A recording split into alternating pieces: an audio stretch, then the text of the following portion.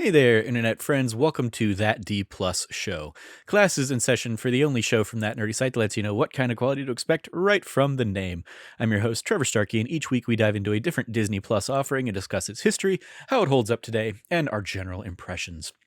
If you like the show, we would love it if you like, subscribe, rate, review, share the podcast with your friends, all that stuff that would help the algorithm and help get visibility and more eyes on the show. Joining me today, we have Cameron Abbott. How you doing, Cameron? Hey, what's going on, Trevor? What is going on? And today we're going to be talking all about the Marvel one-shots. This is basically the collection of Marvel one-shots, which previously had largely been like DVD extras and stuff, but they finally got released kind of all, and they have like a little thing on Disney Plus where you can kind of go through them one by one, just to run through those. These are The Consultant, A Funny Thing Happened on the Way to Thor's Hammer, Item 47, Agent Carter, All Hail the King, Team Thor Part 1, Team Thor Part 2, and Team Daryl.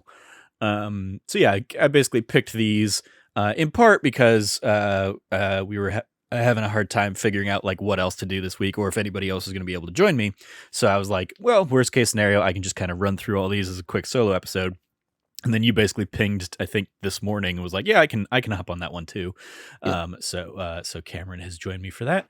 And yeah, it's just kind of, it's fitting in that now all of these are on Disney Plus. They notably put All Hail the King back on Disney Plus right before Shang-Chi, for reasons that'll be obvious if you have seen Shang-Chi. And so I was like, oh, cool. Now they've finally got all of the rest of them on here too. What's your kind of history with these, Cam? We were talking a little bit before we started recording, but with me, it's really more of this is definitely something that was worth the wait after, like waiting for after a film ended. Like some of these are the original post-credit scenes that you got in movies. No, that is not. That's no. Sorry, no. Correct. I apologize. You're right. It's not correct. I apologize. These were extras on DVD stuff. Yeah. The reason I got that confused for a moment, I apologize. I am quite tired. The first one does like give more context to one of the after credit sequences. Yeah. Yes. Sorry. That's the tie into after credit sequences. The rest of these were like DVD extras to kind of like be like, yeah, we shot like a cool, fun little thing and put it on there. And like some of them are like really, really cool, tie into some other stuff and have some like interesting tie into like the overall universe. And some of them are just like goofy. Mm-hmm.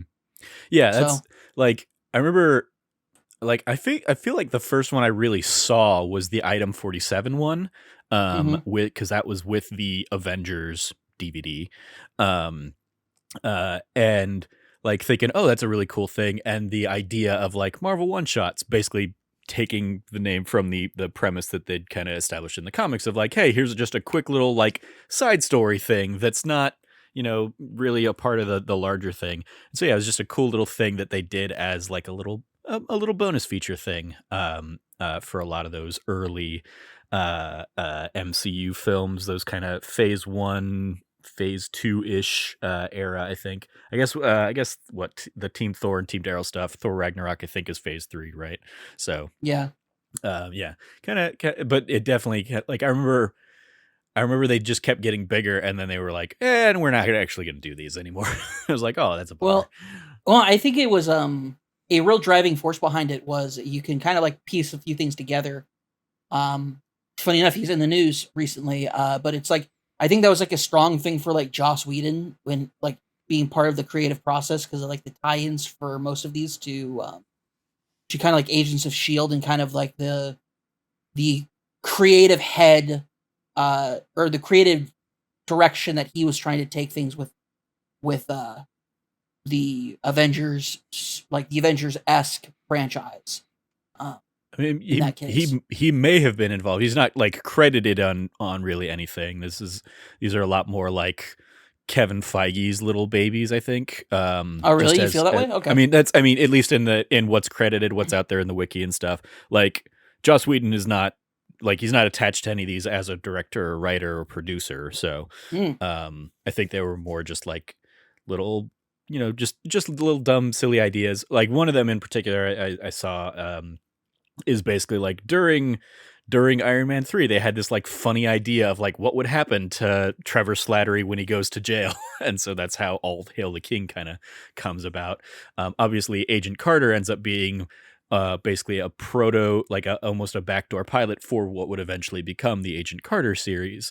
And then the others are just kind of like, oh, here's just a fun little like, we got a couple people who are ancillary characters in these movies, and we're going to go ahead and give them a little scene to, flesh out or just kind of, bridge the gap between things. It's almost in the same way that like, I remember when they made the decision to say that like, like Iron Man 2 and Thor and the end of like Captain America were all basically Nick Fury's big week, where like all three of those events are happening in the same week, and Nick Fury is basically bouncing around the MCU to build his Avengers initiative.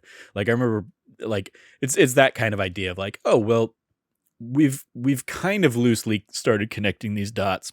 Let's add a little bit more context, and really like none of this is earth shattering. Many of them have kind of been like retconned out of canon or whatever by later things, but they're just fun little extras for the DVDs, I think. So diving into the history lesson on them, The Consultant was the first one, originally released September 13th, 2011. A Funny Thing Happened on the Way to Thor's Hammer was October 25th, 2011. Item 47 was September 25th, 2012. Agent Carter was September 3rd or September 24th, 2013, depending on if you got that movie digital or physical. Similarly, All Hail the King was February 4th/25th of 2014. Team Thor was August 28th or September 13th of 2016. Team Thor Part 2 was February 14th/28th, 2017. And Team Daryl was February 20th/March 6th, 2018. Runtime, all of these combined come in at, I think, just about an hour, because a few of them are like, oh, that was a 2-minute or 3-minute thing. And then they start getting longer and become like kind of like, 10-15-minute little sequences, and then the Team Thor and Team Daryl ones just kind of slip back to like 5 to 6 minute sketches, basically. And in the MCU timeline of things, running through that, basically each of these was again released with as a DVD extra. So The Consultant was released with the original Thor DVD. Funny Thing Happened on the Way to Thor's Hammer was with Captain America, the first Avenger. Item 47, as I said, was with the Avengers. Agent Carter was with the Iron Man 3 DVD. All Hail the King was with Thor the Dark World, arguably the best part of the Thor the Dark World DVD.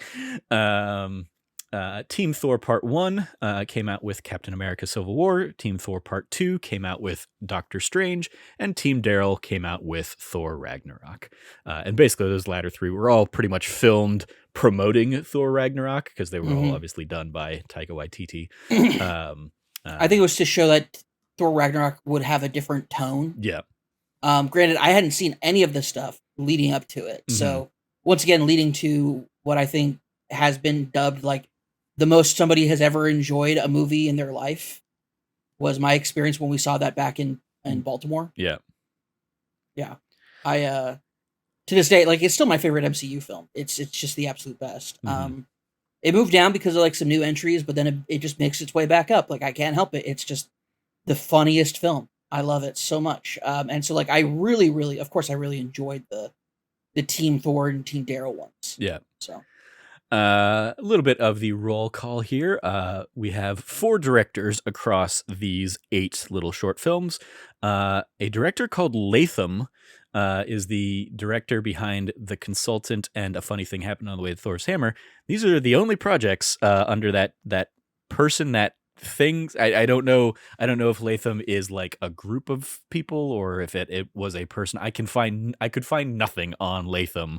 This was their only projects on IMDb, and even doing like a broader Google search, basically like there are even Reddit posts dedicated to like, who is this thing or this guy or whatever. So, taking on Item 47 and Agent Carter, we had Luis D'Esposito, who would go on to also direct the Agent Carter pilot episode, the actual proper one. Drew Pearce was the director of All Hail the King. He's predominantly a writer, known for working as one of the writers on Iron Man 3, as well as Fast and Furious Hobbs and Shaw. And then, of course, Taika Waititi there, directing the Team Thors and Daryl. Prior to his time in the MCU, he had directed What We Do in the Shadows and Hunt for the Wilder People. Of course, he would then go on to do Thor Ragnarok, and then since then has also directed films like Jojo Rabbit. He directed an episode of The Mandalorian, and he will be directing the upcoming Thor Love and Thunder. As the writers, we had 3 writers across these. The writer of basically the first 4, so the consultant up through Agent Carter, was Eric Pearson. He also would go on to write on a handful of Agent Carter episodes. He was also, I think, credited as like a script doctor on a handful of MCU projects, but his first like actual screenwriting credit was for Thor Ragnarok. And then he's also gone on to do the screenplays for Godzilla vs. Kong and most recently Black Widow. Drew Pearce, as I mentioned on the directing side, basically pulled double duty, having also written All Hail the King. And as I mentioned, he was also a screenwriter on Iron Man 3 and Hobbs and Shaw. And similarly, Taika Waititi pulled double duty as the writer for the Team Thor and Team Daryl things. Pretty much had also written on many of the things that he directed on What We Do in the Shadows, Hunt for the Wilder People, Jojo Rabbit, and he was not a credited writer for Thor Ragnarok, but he is a credited writer for the upcoming Thor Love and Thunder. I just remember going back to Thor Ragnarok. I remember like being horrified when seeing like, a year plus before the movie came out, seeing like stories of like, yeah, only about 20% of that movie is scripted and just being like, oh, this isn't going to go well. And then like, yeah, seeing it with everybody in Maryland and just being like, that turned out very well. And you can also pretty much see what parts are scripted because those are the parts that like tie into the bigger mythology of the MCU versus just, Thor telling Bruce Banner about this time that Loki turned into a snake and bit him. That's still my favorite part of the movie. Yeah. Because it's just like, it just speaks so much to, like, these guys have been, like, Loki's been a little shit to Thor ever since they were kids. Mm-hmm. And I love that because you also know on the flip side, Thor's definitely been a dick to Loki his entire life as well. Yeah. I mean, yeah, like, hey, let's do Help. Let's play Help. Yeah, let's play Help. I don't want to get Help. Yeah. Starring, just kind of running through a lot of the names we get through the course of these 8 projects. We have, of course, Clark Gregg as Phil Coulson. In the first couple of them, the consultant and a funny thing happened on the way to Thor's hammer. Agent Coulson, of course, he played Agent Coulson starting in all the way back in 2008's Iron Man, and then would kind of take more center stage in the Agents of S.H.I.E.L.D. series, and has also continued to play the character in various ancillary things like he was in a lot of the Lego Marvel games as Agent Coulson, and most recently in the What If series, he reprised the role. Prior to all of this, he was also in 500 Days of Summer, and most recently, he could be seen in the film Being the Ricardos.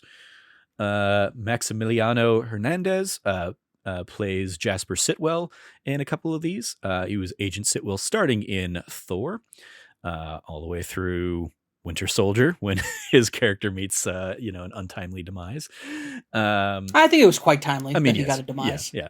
Because you were always like, man, this little shit of a guy. Like, yeah, nobody liked him. He just gets revealed as like a Hydra agent and then just gets ripped out of a car by the Winter Soldier. Titus Welliever was introduced in Item 47 as Felix Blake, and then would go on to be Agent Blake in a handful of Agents of S.H.I.E.L.D. episodes. He was also the Man in Black in the last season of Lost, last season. And then most recently these days, he can be found on the series Bosch, and the upcoming spin-off series that is also about Bosch. It's like, why did they? Whatever. Jesse Bradford in Item 47 playing Benny. Of course, iconic from his role in Bring It On. He's also in the films Swim Fan and Flags of Our Fathers. Working alongside him, we have Lizzie Kaplan as Claire, of course, from Mean Girls, Cloverfield, Hot Tub Time Machine, and the series Masters of Sex. Haley Atwell as Peggy Carter, having played the role of Peggy Carter since Captain America: The First Avenger. She's also in the future slated for the next couple Mission Impossible films, Mission Impossible 7 and 8. And she's credited as Lara Croft in an upcoming Tomb Raider animated series, which I did not know was a thing. Bradley She's great. Everybody loves her. Of course. The Agent Carter series, sadly, short-lived at only 2 seasons. Bradley Whitford in there as John Flynn in the Agent Carter short. Of course, best known to many as Josh Lyman from West Wing. He returned as his character in the What If premiere, basically continuing to be an antagonistic dick to Peggy Carter. And then most recently, he was in Tick, Tick, Boom, where he played Stephen Sondheim. Ben Kingsley as Trevor Slattery, of course, iconically from Gandhi and Schindler's List, and has basically been playing the role of Trevor Slattery / the Mandarin there since Iron Man 3. Scoot McNairy as Jackson Norris in the All Hail the King short, best known for Argo, 12 Years a Slave, Batman v Superman, and Narcos Mexico. And he's also he basically always gets his name confused by Nick Scarpino, if you are a fan of Kind of Funny's In Review series. Chris Hemsworth as Thor, of course, having played Thor since Thor, but outside of the MCU, who's also in the Star Trek reboot and Snow White and the Huntsman. Mark Ruffalo makes a little cameo in there as Bruce Banner, of course, having played the role since The Avengers, but he was also in films like Foxcatcher and Spotlight. Jeff Goldblum as the Grandmaster, having played Grandmaster since Thor Ragnarok. Of course, Jeff Goldblum, also known for The Fly, Jurassic Park, Independence Day, and The World According to Jeff Goldblum, also on Disney+.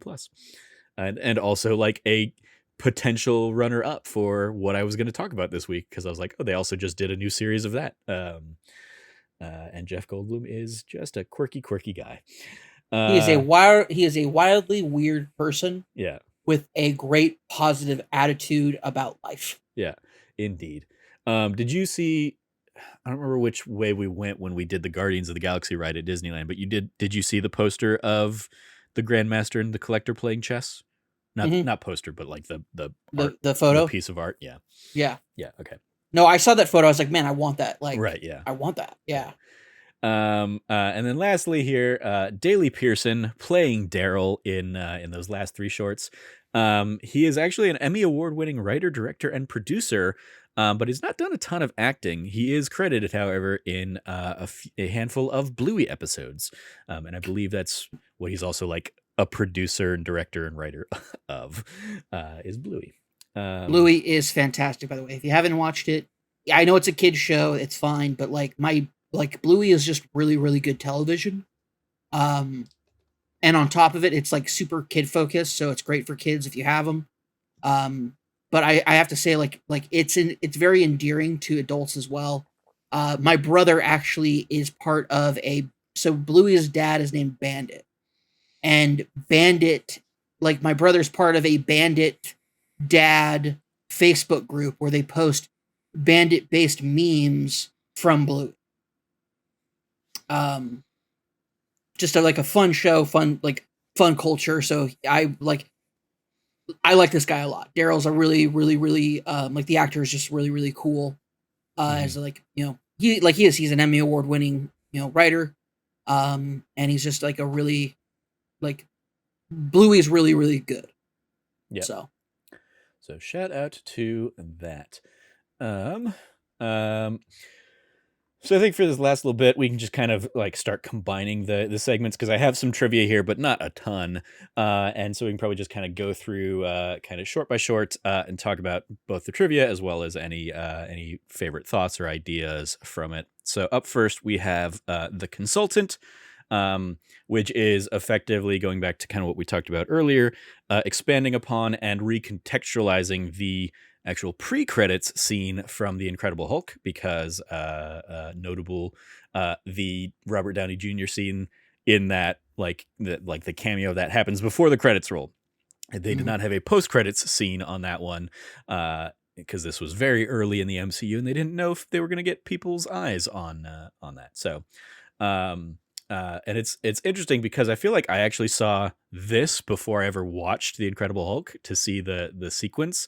So I appreciated having the like added context of, oh, they were trying to get like Abomination on the Avengers. Well, that was silly. So the idea of sending Robert Downey Jr. / Tony Stark / Iron Man as like well, he'll piss Thunderbolt Ross. I was trying to think Sergeant or whatever.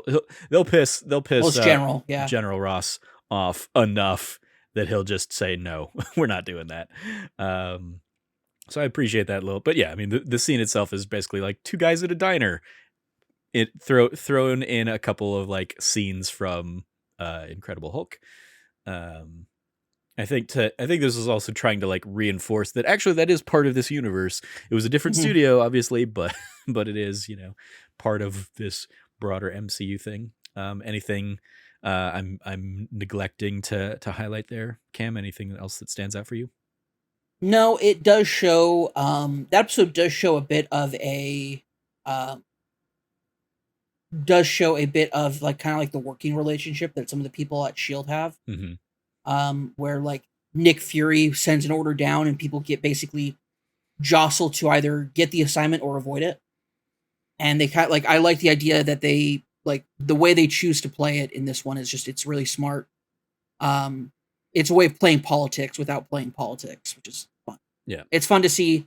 It's what I want to put out here is it's really interesting to see because I think that's in a good relation of showing how like there's a difference between the people who lead the government and the people who work for the government. And when you have a regular change of like an regular change of leadership, what does that mean for like how you do things? And so this is a good example of like how kind of Washington has to do things, like the real Washington, not the political congressional side of things, like the people we send there. This is how the people who actually have to live with it and deal with it have to deal with things. Like we're going to send somebody, but we're basically setting them up for failure. So. Yeah, it also I think does like an interesting thing because obviously this came out with the what did I say, the Thor DVD originally, so still very early on in the MCU, and it lays the seeds there. It mentions like the World Security Council, which would come into play both in the Avengers, where they're the ones that are ready to like nuke Manhattan, and then more so in obviously the Winter Soldier, where Robert Redford's basically like up there kind of like talking to all the World Security Council people. So I like that, like even the little bit of like world building on a broader scale is kind of like peppered into these things. And again, it's not like crucial, but it's like, oh yeah, they like, yeah, the World Security Council that, you know, I know from the movies that came after this. Moving on to a funny thing happened on the way to Thor's hammer. Just a fun little, you know, like Agent Coulson shown that he's actually a badass in a gas station that gets robbed. Of course, a Roxxon gas station in particular, which would of course later be featured more heavily in Iron Man 3, and then also the Roxmart, I think is what the store is called in the Loki series. Whatever the Walmart version of Roxxon is in that universe. So yeah, just kind of another fun little Easter egg there. And then just getting to see Agent Coulson, kick a little butt of a couple little two-bit criminals with a bag of flour. Just pelts one with a bag of flour, and then basically just goes up and he's like, I couldn't make the decision, and just gets like the powdered and the chocolate donuts, which been there. I'm always powdered donut. I've never found those prepackaged chocolate donuts to be very satisfying. So I've never had a hard choice with that. But I respect I respect the deliberation. I mean, as I'm definitely thinking to a time like when I was more indecisive. Nowadays, I would actually go chocolate just because the powder is going to make way too much of a mess. And I'm just like, nope, pass on that. But yes, I will absolutely also see that there's way too much cake to those donuts, and to like the cake to frosting ratio on those chocolate donuts is not great. Yep. Meanwhile, the powdered sugar, while you're eating it, gets into like the bite crevices and continues powdering the donut as you eat it. Granted, the result of that is powder gets everywhere. Yeah. But that is the, like, you don't have, like, there's no such thing as the perfect gas station donut, man. Yeah. It just doesn't exist. Yeah. Then we get on to item 47, which again is, I think, the first like real, like, they had some fun doing these little like one-off things here, and here's the one they actually like put some resources behind. And the trivia that I've pulled in here is that apparently item 47 helped get Agents of S.H.I.E.L.D. Greenlit. Disney CEO Bob Iger greenlit according to IMDb at least, Disney CEO Bob Iger greenlit a television series based on S.H.I.E.L.D. at ABC after watching item 47. Titus Welliever, who played Blake in the one-shot, reprised his role as a guest star on the TV series titled Agents of S.H.I.E.L.D. Also in there, of course, you have Benny and Claire as an obvious nod to Bonnie and Clyde. And the little one I put in here is that this would later be retconned somewhat by the opening of Spider-Man Homecoming, because the whole premise of this short is that there were 47, alien artifacts that came to Earth or fell, left in the streets of New York, and they happened to find one and go on a little, bank robbing spree. And of course, with the beginning of Spider-Man Homecoming, we get like, Damage Control and Michael Keaton's character are just like there to clean up all of the shit that came down from the Chitauri invasion. I felt that it was more of a I always felt like it was more of a, like, there are 47 items of interest that were left behind versus a, like, cavalcade of just, scrap and, like, pieces of stuff is kind of like what I took it away from as. I mean, like, sure. And I guess you could like make the justification of that, but I'm pretty sure this was like, well, they came up with this idea 100%. Around Avengers and we're like, well, we want to tell this other story. I don't know if anybody around the room even was like, well, actually, we created this one shot that said there were only 47 things. So you having like a full like crew of guys to help clean up the stuff, probably too much. And they're like, we don't care about item 47 anymore. I was about to say, I was like, yeah, there was one nerd and they're going, actually, guys, item 47, which is canon too, and it was part of the Avengers DVD package. Mm-hmm. Definitely, like, no, nobody cares. Like, It's the same thing. It's like, well, actually, like, Iron Man would definitely beat Captain America, because it's like, no. Who's writing? Who does the writer want to win? They win. Yeah. There you go. So what'd you think of this one? I liked it a lot. I actually really, really enjoyed this one. I'd never seen it before, actually. Okay. I really found myself like caught off guard a little bit by like how good it was. Like, first off, totally relatable. Like, life sucks. Let's rob a bank. Exactly. Yeah. We got this alien tech. We figured out how to make it work. let's make this happen, honey. And like I love that, like, just the setup of it is you know, like a couple in a car, you don't know that they're bank robbers. She just looks like she has like a pink beanie on. Exactly. That's what She it has like looks a little pink beanie on, and then like they make the turn. It's like, oh, okay, now I see where we're going with this. Cool. Well, he throws on like the full mask. Yeah, exactly. And that's He pulls when, on like, that's the when it takes off. balaclava. Yeah. And then she pulls hers down. It's like, oh, yep, okay, just straight up Bonnie and Clyde in this. Cool, very cool. I do have to say, like, Lizzie Kaplan is like an all-time, like, ever since I saw Mean Girls as a young man, like, has been like her, like, there's a string of like goth, dark, like darkly dressed, dark haired archetype of women that have been throughout media that have been like touchstones for me, and she was 1000% one of them. Is it like her and Eliza Dushku from Bring It On?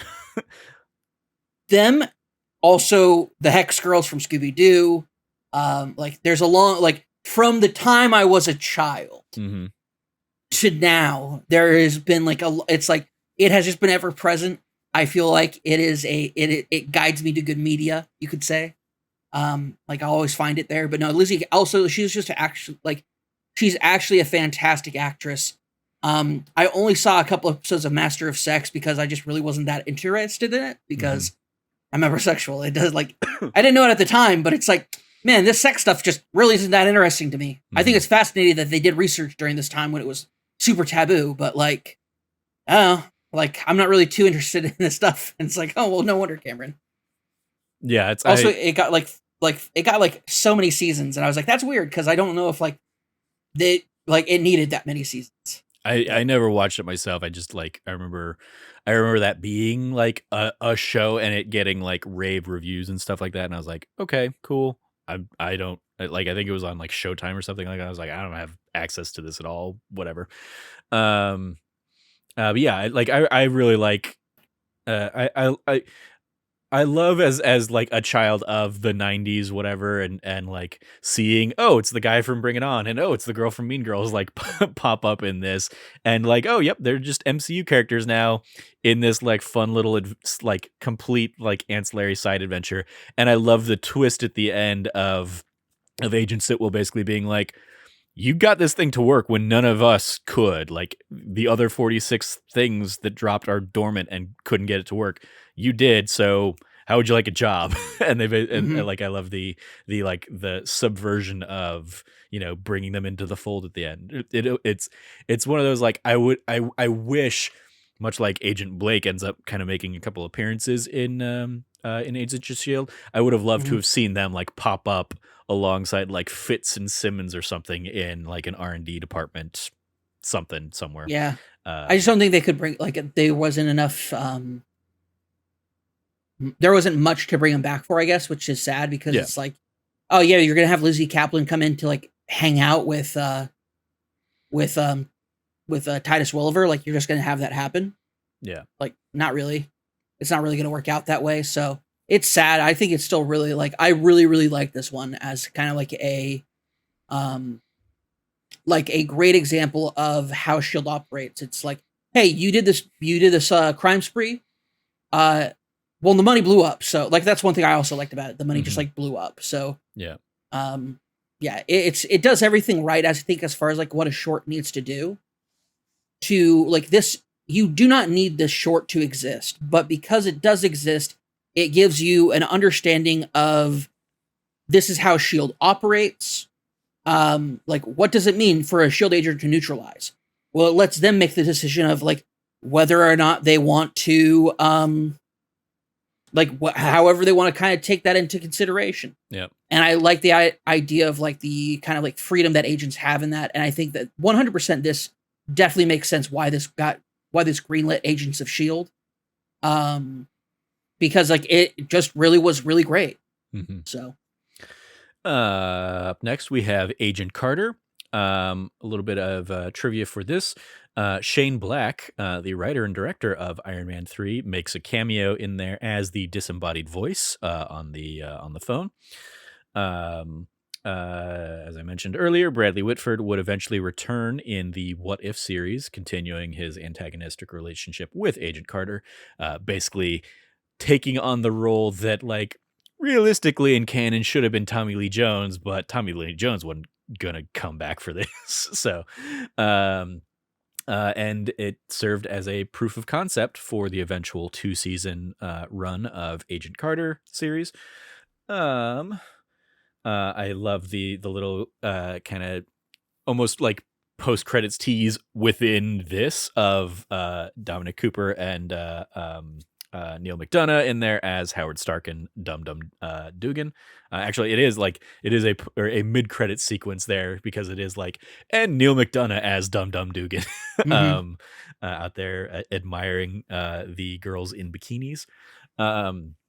And in the Marvel Comics universe, Zodiac is the name of a supervillain team modeled after the figures of the Zodiac that first fought the Avengers.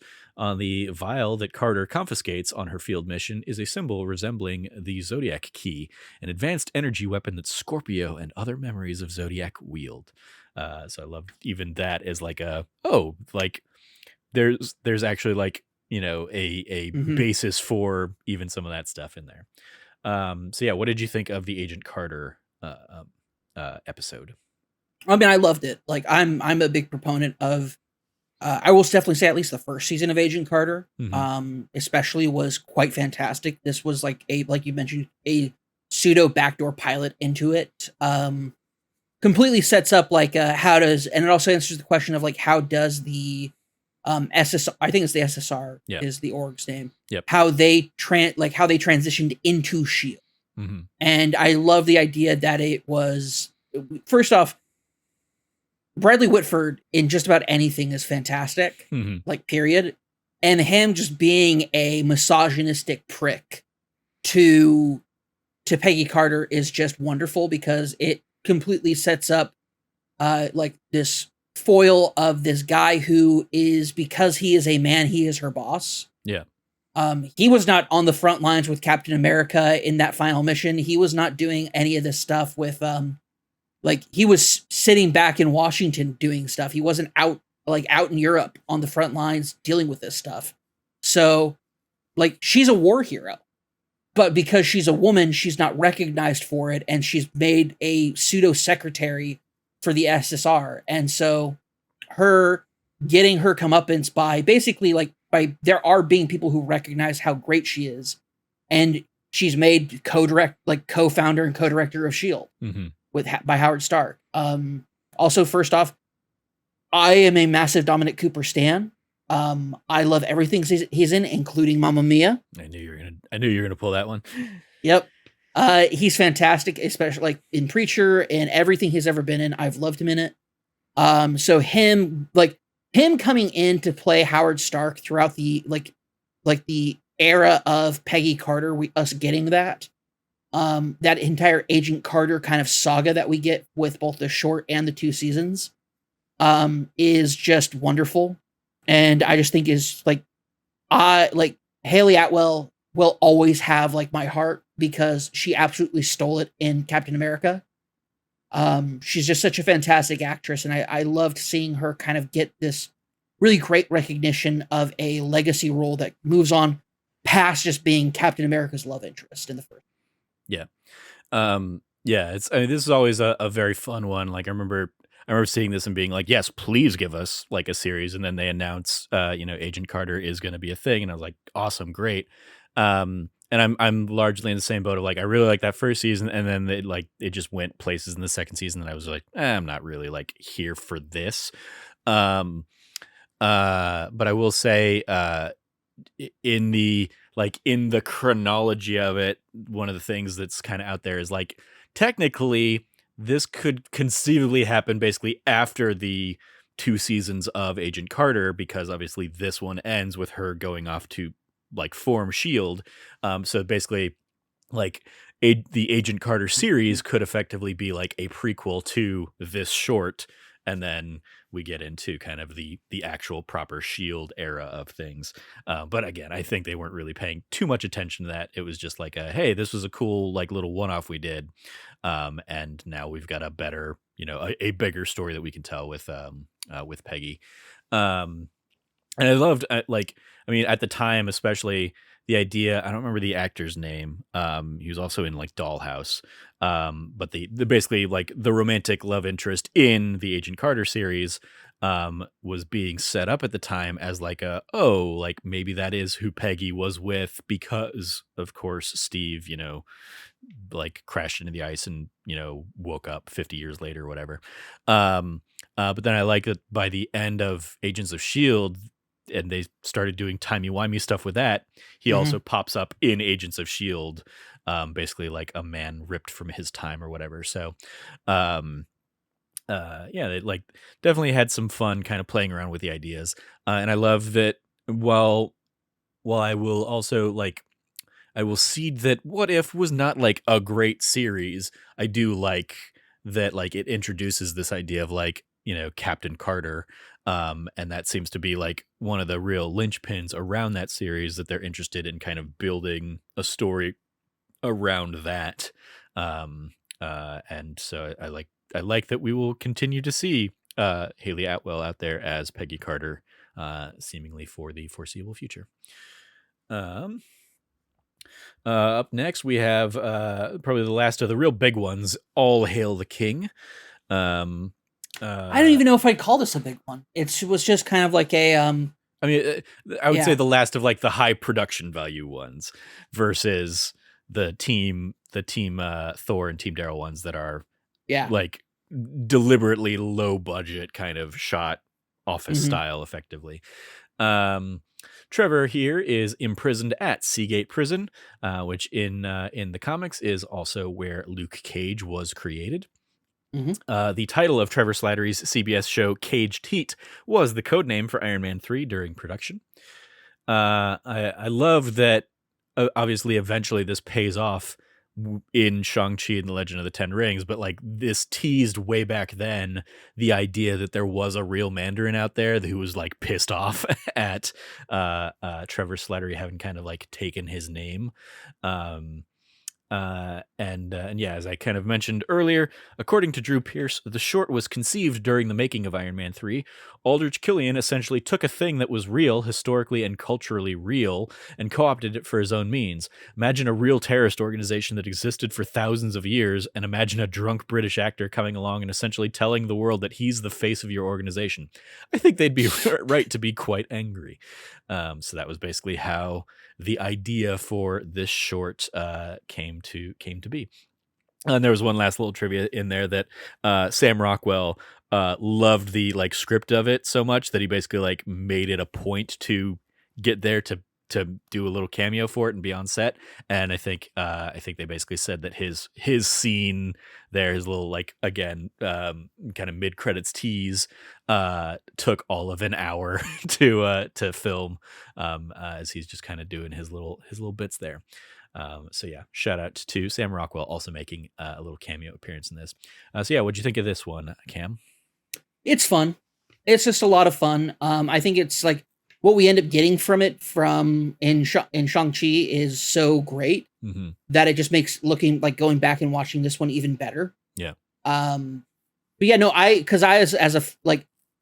when Iron Man 3 came out and they kind of revealed that like they're like, we're doing the Mandarin very different. And I really, really liked what they like the first before the reveal was about him. I was like, this is actually like a very interesting concept of it, because it's taking the idea of what the Mandarin was, which was at the time in the comic books, cultural appropriation of a kind of like very stereotypical racist caricature of an Asian villain, the quote unquote Fu Manchu villain. And they inverted it to being a like preacher like Southern preaching style verbiage and vernacular mixed with domestic / Middle Eastern terrorism aspects of it. And I just thought that was really cool as far as like a concept goes. And then they make that revelation that actually it's all an act and it's so manufactured. And at first I didn't like it, but then upon rewatching Iron Man 3, I see what it was doing with that, which was, once again, playing into the kind of suit, like the kind of pseudo racist undertones of the prior comics and what you are expecting out of this to, in fact, be a misdirection. And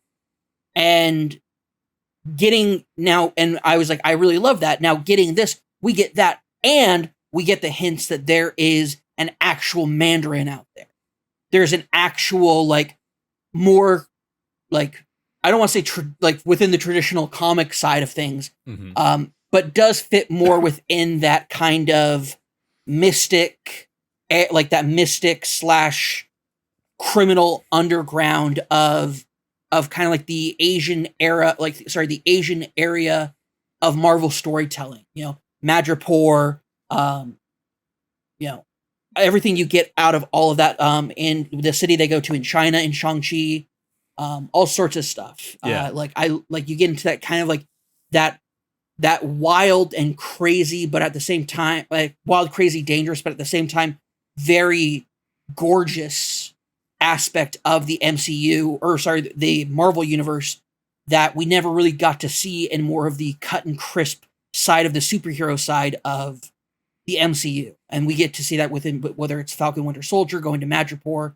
which is just like awesome seeing that happen. I would have like killed to have Hugh Jackman make a cameo as Patch or something, which is Wolverine's, when Wolverine's in Madripoor, he pretends to be a bar owner named Patches. Because he wears an eye patch. It's so dumb. It's so dumb. Yeah. I love it. I just fantastically loved this short and like what it was able to set up going forward, and being like, we're not saying no to the to this cool Asian villain and we ended up getting that in Shang-Chi.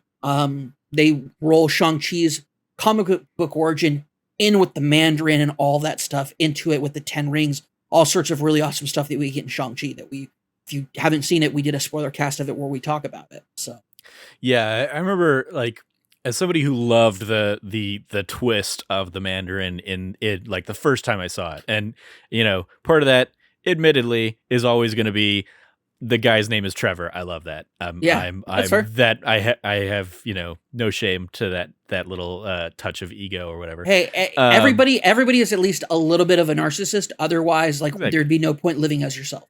So yeah, like I just thought it was such a fun, like, twist that I was like, oh, because I remember kind of going into it being like, how are they going to, like, you know, like I didn't know a ton about the Mandarin.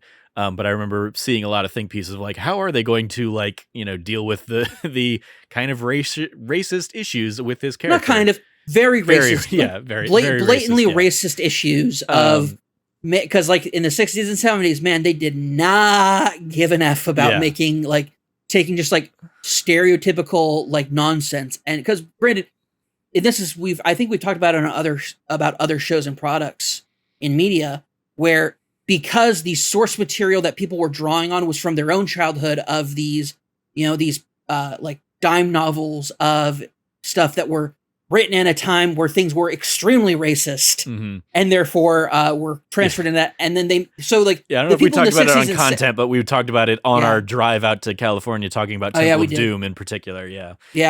And it's like, it's interesting because it's like those guys back in the 60s and 70s, and in this case in the 80s for Temple of Doom, they took that and they made it dramatically less racist.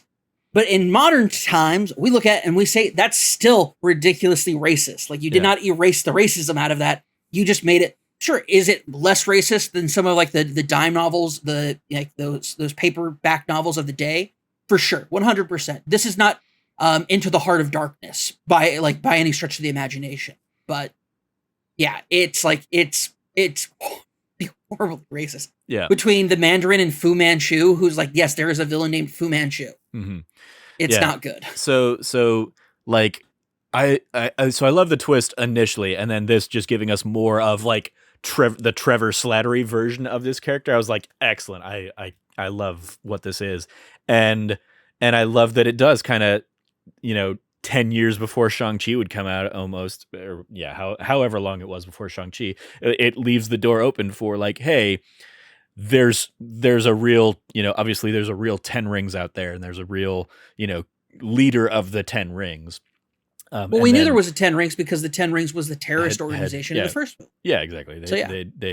they were the ones. But even there, it's like, oh, but were they really 10 rings? Because that whole plot gets revealed by it was people paid by Obadiah Stane or whatever. So, but yeah, this kind of like sets out that not only is that real, but it's also got like zealots who've been able to completely infiltrate like the prison system here, get to Trevor Slattery, and basically like send the message that he is in trouble. And it's almost like the fact that they put this on Disney Plus right before Shang-Chi came out, like tipped the hand too much. I think that Trevor Slattery was going to be in Shang-Chi. See, I didn't know that though. When we saw it, I had not known that. I mean, they did a good job of like not advertising it, but it was like they were putting it out there as like a, hey, remember to maybe watch this before you go see Shang-Chi. And I was like, oh, okay. So like so when he shows up in Shang-Chi, I wasn't surprised in a way that like, I feel like if this had been more in the back of my mind, I hadn't thought about this in 5 years or whatever, it would have been like a more interesting surprise that Trevor Slattery had just been in there in his prison for playing the jester basically for years and years and years at that point. Yeah, I think for me it was more of a they wanted to remind people that there is still the real Mandarin out there. Mm-hmm. I didn't take it so much at like before, like because I had also heard like the articles and stuff saying, oh, they're putting out what does it mean Trevor Slattery's in it. I took it to mean, hey, we want to remind people the Mandarin's not done as like a character yet because he's in this movie. Yeah. But yeah, like I love it, and then obviously I love the version of the character that we get in Shang-Chi. And I also love that we got more Trevor Slattery in Shang-Chi. So yeah, shout out to this one all around. And again, of course, like shout out to the great Sam Rockwell cameo of like, who's, also been in jail since Iron Man 2, just like pissed off that this guy's out there, making a name for himself. But yeah. Then we get into the Team Thor and Team Daryl, and we can just probably lump all these together. This was, I think I said this was like my first real time like watching them, and the one little bit of trivia I threw in here is that like is pretty much retconned almost immediately by Thor Ragnarok, where the idea that like Thor was on Earth and sad that he wasn't picked for Civil War of Team Cap versus Team Iron Man, not a real thing. He was obviously out there, following his visions from Age of Ultron, and further so with the idea that Bruce Banner left in that Quinjet and never came back, rather Hulk left in the Quinjet and never came back at the end of Ultron. But here, the idea is like, oh, they're in a flat in New Zealand, sometime around the era of Civil War. Obviously not real canon or anything like that. And then of course, like with the Grandmaster coming and deciding he's going to take over Earth, so good, just fun nonsense in a chill Taika Waititi kind of loose improv kind of way. So yeah, what did you think of these ones, Cam? Trevor, can you guess what my favorite moment of all three of these shorts was? Is it when the Grandmaster melts the guitar player during band practice? That's a close second, though. Okay. What is your favorite moment? Is it my favorite? Oh, is it when Thor pulls over Mjolnir and he's holding like a little Thor? Yes. 100%. He's showing off his drawings, and you see a Mjolnir like ripped with ripped arms attached to the handle, with muscly arms on the handle. Yeah. And then it's just like, and you want to see my favorite part? And he moves it, and it's just a little like Thor, like posed like a hammer, and it's like, this is the best. This is absolutely the best, because it also ties into like his drawings in front of the children, where he's like like traumatizing them. It's great. Yeah, I love that this, and obviously Thor Ragnarok would do this really effectively as well. Of course, like Chris Hemsworth, funny guy, and he's hilarious. He's so hilarious. He is, oh my god. I don't think I ever saw it, but like he was a lot of people's like favorite part of like the National Lampoon Vacation kind of reboot thing. He's my favorite part of the 2016 Ghostbusters. Basically like just playing into, the big bulky guy as kind of the comedy relief oaf kind of character. I think in large part it is the juxtaposition of like the Shakespearean kind of like world of Asgard, Asgard.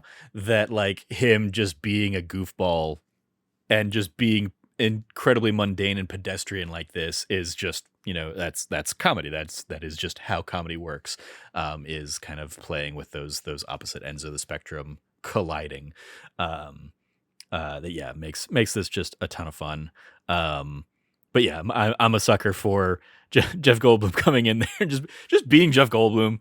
They just threw him in costume, and him pulling out the melt stick. Great. I love it when he's like, Daryl's like, yeah, I just moved here, and I thought he was just like another Hollywood type. It took me a while to realize like he's an alien, and it's so good. Like that's so good. Mm-hmm. You were zatting when I wanted you to, or you were zitting when I wanted you to zat. Like, yeah. Looks over at it like, am I gonna do it? and then like quick cut to just a melted puddle. And I love like do you think we should tell his parents, Mrs. Richardson? Yeah, you should definitely tell her. He goes, okay, let's role play. And then immediately he goes super sexual with Mrs. Richardson. Who's he? And then he casually says, by the way, your son's dead. Mm-hmm. Or I melted your son. Yeah. Them doing like a YouTube video of his like, I'm gonna take over Earth, and like, all right, how many views does it have? 1. It has our view. All right, maybe you should try refreshing the page. Okay, now it has 2. All right, we're making progress here. It's really ramping up. Just such a joy. I hope he has some kind of big fun role in Thor: Love and Thunder, because I just want more of Jeff Goldblum as the Grandmaster in this universe. I think that like we are in such a joyful time of kind of like a pseudo Jeff Goldblum renaissance. Mm-hmm. Like he never really went away. He didn't really go away, but he took just such minor roles for such a long time. He was doing Law and Order: Criminal Intent for a while there. When I say small roles, I mean small roles, Trevor. Law and Order: Criminal Intent. I mean, it was one of the big 3 for quite a while there, and he was like the lead of it. So it was him, but it's him being a straight procedural detective versus like Jeff Goldblum. Actually, I did really enjoy him in Criminal Intent. Yeah. Criminal Intent is a like a big hit and miss show, because each episode it could either be like very interesting, but it also most of the time it just wasn't. You needed these like kind of like weird detectives who are figuring out, once again, the quote unquote criminal intent to find these killers and people. Because famously, another like the original star of Criminal Intent was what's his name? Christoph? No. Wait, what? Well, he was in there for a while because he was also in the original Law and Order. Vincent D'Onofrio's who you're pulling from, Yeah, Vincent D'Onofrio. He was like the guy for a very long time before he stepped away from the show, and Jeff Goldblum came in. But yeah, like if Jeff Goldblum had come into like Law and Order, for sure. Like I'll put out there, despite the fact that it's overall a better show, I do see guest starring on Law and Order SVU as kind of like the everybody's like Law and Order SVU is actually, that's a terrible analogy. I'm not going to use that. I was going to use like a really not great analogy, and considering the fact that it's about like sex crime and like, special victims unit thing, I shouldn't use that term. So I'm not going to. Sorry, I had to like fully like backpedal here. All right. You had a whole conversation in your own head right there. Yep. It's like Cameron. That's a great analogy. You should use that.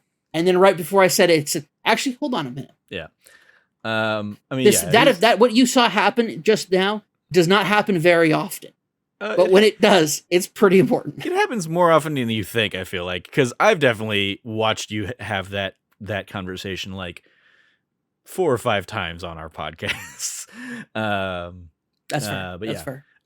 obviously just such a fun delight in everything that he does, really. So shout out to Jeff Goldblum, being one of our little end pieces here of these episodes. Yeah, it's very much I wish they would go back to doing more of these, but at the same point, like I mean, like it would be a hard ask right now, especially with like, you know, the rise of streaming and all that stuff. Like, how Mhm. often are you buying DVDs to get like the bonus feature of a DVD versus they could, I mean, they could just kind of throw these like they could shoot something and just throw it as like a Disney Plus exclusive or something like that at this point more than anything else. And you know, what's the value of doing something like that when there's already just so much other things in the MCU? I mean, I guess outside of, you know, one shots, now we're just getting full blown seasons of these things. Like you said, Falcon and Winter Soldier, Hawkeye, like these could have easily been like here's like a, you know, one shot 15-minute thing of like, let's introduce Kate Bishop or something like that. And instead we got, you know, a few hours of those kinds of storytelling beats. So Yeah. I would gladly take those more than these other you know, than a 3-minute like scene kind of hypothesizing. But then yeah, we also get like what if that can even play in these kinds of territories and stuff. So shout out to all of this fun stuff. So let's dive in to the report card here. What would you want to grade the one shots as a collective whole on the scale from A+ to F, Cam? I think it's just a solid B. Mm-hmm. Yeah, that's probably where Like I'm I sitting with like it too. yeah, it's better than average. It's better than like average stuff, but it's not exceptional. Yeah.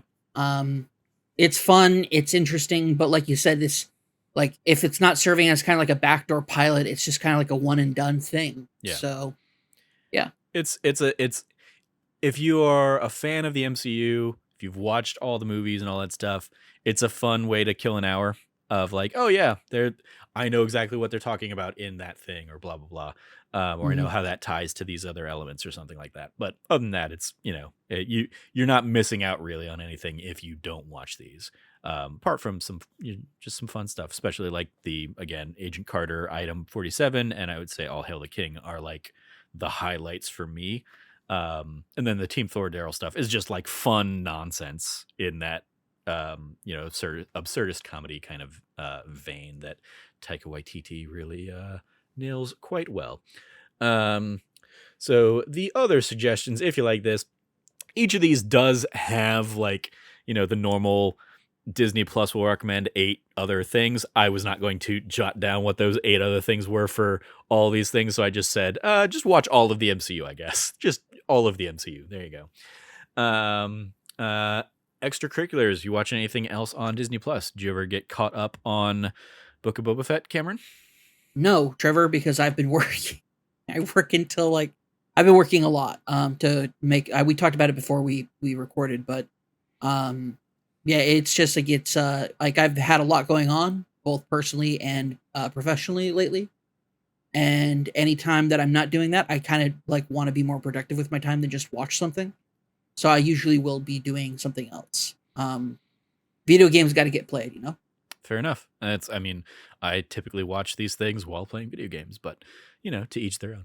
I will say I'm keeping caught up with Book of Boba Fett. Won't get into this week's episode, but it was a real good episode.